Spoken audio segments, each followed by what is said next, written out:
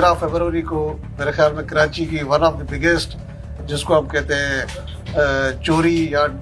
नकब जनी जिसको आप कहते हैं, वो हुई। और असद हनीफ साहब जो हमारे साथ बैठे हुए हैं, इनकी एक ज्वेलरी की शॉप है इकबाल मार्केट की हद में, उसमें क्रिमिनल्स पीछे से आए, उन्होंने उसमें बहुत बड़ा सुराख किया दीवार में और अंदर आके कटरों के साथ उन्होंने वहाँ की जो तिजोरियाँ थी उनको कट किया, उनको तोड़ा और वहाँ से तकरीबन 606 तोला, जिसकी को मालियत को 31 करोड़ के लगभग है, वो उन्होंने चोरी किया। और चोरी करने के बाद वो फरार हो गए। और उसके बाद फिर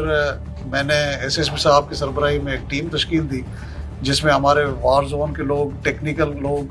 SHO Iqbal market, SHO Pakistan बाज़ार, और इनकी सरबराही में एक टीम जोड़ी गई, क्योंकि इतनी बड़ी चोरी थी जिसको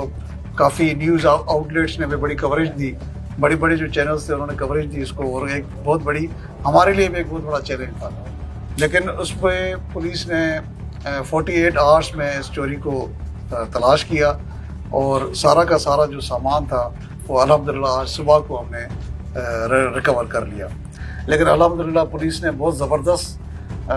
इंफॉर्मेशन के साथ इसको 6 के 6 लोगों को हमने गिरफ़्तार किया है। अच्छा, ये जो मुलाजिम है असद साहब का, इसके पास की कोई चाबियाँ होती थी, इसने फिर चाबियों को नकल बनाया और मुलजिमों को दिया। और जब मुलजिम आया तो उन्होंने बाकायदा, जब हमने सीसीटीवी कैमरा में देखा है तो वो बिल्कुल उसको खोल रहे थे प्रॉपर, उसको तोड़ नहीं रहे थे, उसको खोल रहे थे, जिससे अंदाज़ा हुआ कि उनके पास एक ऐसी चाबी है जिससे वो दुकान का आराम से वो खोल सकते हैं, जिससे अंदाज़ा हुआ कि उनके पास या तो डुप्लीकेट चाबी है